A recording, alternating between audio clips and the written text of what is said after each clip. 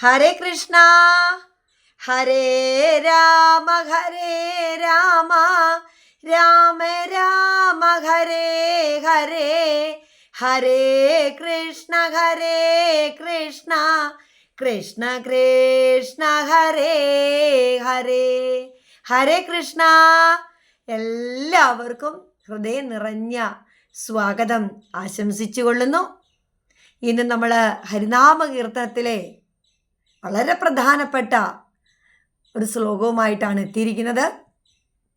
ഇന്നത്തെ നമ്മുടെ ശ്ലോകത്തിൽ പഠിപ്പിക്കുന്ന ഒരു പ്രധാന കാര്യം ശിവനെന്നും വിഷ്ണുവെന്നും കൂടാതെ ഭഗവാനെ സേവിക്കണമെന്നാണ്. അതായത് ഭഗവാനെ വെവ്വേറെ കാണരുത്.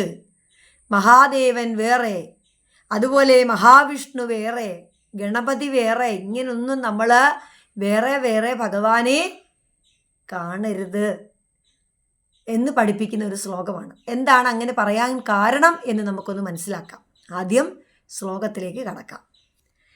ടങ്കം കുരങ്കവുമെടുത്തിട്ടു പാതിയുടൽ, ശംഖം രഥാംഗവുമെടുത്തിട്ടു പാതിയുടൽ, യഗാക്ഷരം തവഹിരൂപം നിനപ്പവനു, പോകുന്നു മോഹമതു നാരായണായ നമഃ. അത്ര നല്ല വരികളാണല്ലേ. നമുക്കതിൻ്റെ അർത്ഥം ഒന്ന് മനസ്സിലാക്കാം. ടങ്കം എന്ന് പറഞ്ഞാൽ വെൺമഴുവാണ് ടങ്കം. കുരങ്കം എന്ന് പറഞ്ഞാൽ മാൻ. ഇത് ധരിച്ചിരിക്കുന്നത് ആരാണ്? ശ്രീ പരമേശ്വരനാണ്. അങ്ങനെ ഇരിക്കുന്ന പരമേശ്വരൻ്റെ ഉടലിൽ പകുതി ഭാഗം ശംഖും ചക്രവും ധരിച്ചിരിക്കുന്നതായ ആ വിഷ്ണുവിൻ്റെ ഉടലിൽ പകുതിയും കൂടി ചേരുമ്പോഴാണ് ശങ്കരനാരായണ സ്വരൂപത്തെ ആ ഭക്തിയോടുകൂടി സേവിക്കുന്നതും ആ രൂപം രണ്ടും ഒന്നായിത്തീരുന്ന ഒരോങ്കാരമായ ഒരു ഏകമായി ഒരു ബ്രഹ്മമായി കണ്ടുകൊണ്ട് ധ്യാനിക്കുകയും സേവിക്കുകയും ചെയ്താൽ മാത്രമേ നമ്മുടെ മായ സംബന്ധമായിട്ടുള്ള ആ സംസാര ബന്ധം നീങ്ങുകയുള്ളൂ എന്ന് പഠിപ്പിക്കുന്നു. ഇതിൽ നിന്ന് ഒരുപാട് കാര്യങ്ങൾ നമ്മൾ മനസ്സിലാക്കാനുണ്ട്. ഓം നമഃ ശിവായ, ഓം നമോ നാരായണായ, ഈ രണ്ട് നാമങ്ങളും എങ്ങനെ ഉണ്ടായി എന്നിപ്പോൾ മനസ്സിലായില്ലേ? മഹാദേവന്റെ പാതിയുടലും മഹാവിഷ്ണുവിൻ്റെ പാതിയുടലും കൂടെ ചേരുമ്പോഴാണ് ശങ്കരനാരായണ രൂപം ഉണ്ടായിരിക്കുന്നത്. ആ രൂപത്തെ നമ്മൾ ധ്യാനിക്കുമ്പോഴാണ് നമ്മളുടെ ആ കർമ്മ പ്രാരാബ്ധം നീങ്ങുകയുള്ളൂ. എല്ലാവരും ഇത് മനസ്സിലാക്കണം. ഓം നമഃ ശിവായ എന്ന് നമ്മൾ വിളിക്കുന്നെങ്കിൽ ഓം നമോ നാരായണ എന്നുകൂടി ഒന്ന് വിളിക്കൂ. ഇത് രണ്ടും കൂടെ ചേരുമ്പോഴേ ഒന്നാവുള്ളൂ. ഈ രണ്ടും നാമവും കൂടി ചേരുമ്പോഴേ ഒരു നാമമായിട്ട് വരുന്നുള്ളൂ. ഇത് രണ്ടും ഒരാളല്ലേ. മഹാദേവനും മഹാവിഷ്ണുവും രണ്ടല്ല, ഒന്നാണ്. ഇത് രണ്ടും കൂടി ചേർന്നെങ്കിലേ ഈ ഒരു രൂപത്തിലെത്തൂ എന്ന് നമ്മളെ പഠിപ്പിക്കുന്ന ഒരു ശ്ലോകം വേറെ ഏതുണ്ട് അല്ലേ? ഇതെല്ലാവരും മനസ്സിലാക്കുക. ഭഗവാന്റെ ആ വൈഭവ ശക്തി എത്ര മഹത്വം നിറഞ്ഞതാണല്ലേ.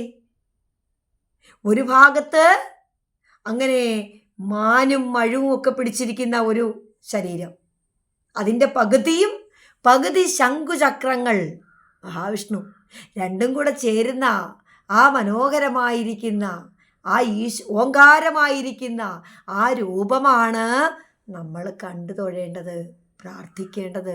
ആ സമയത്ത് വേറെ ഒന്നും തോന്നരുത്. അതാണ് പറഞ്ഞത്. ഇവിടെ മഹാദേവനെന്നും മഹാദേവനെന്നും മഹാവിഷ്ണുവെന്നും ഒന്നും ഒരു ഭേദം കൂടാതെ വേണം നമ്മൾ ഭഗവാനെ സേവിക്കുവാൻ എന്ന് നമ്മളെ പഠിപ്പിക്കുന്നൊരു ശ്ലോകമാണ്. എല്ലാവർക്കും മനസ്സിലായി കാണുമല്ലേ?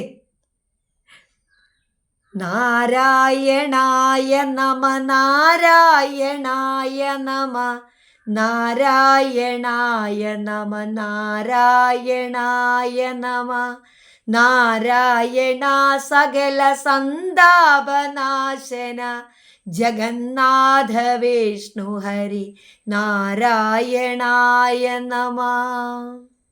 അപ്പം ഭഗവാൻ എല്ലാം ഒരു രൂപത്തിൽ അല്ലെങ്കിൽ മറ്റൊരു രൂപത്തിൽ ഇരിക്കുന്നു എന്നേ ഉള്ളൂ. പക്ഷെ ഭഗവാൻ എല്ലാം ഒന്ന് തന്നെ മാത്രമേ ഉള്ളൂ.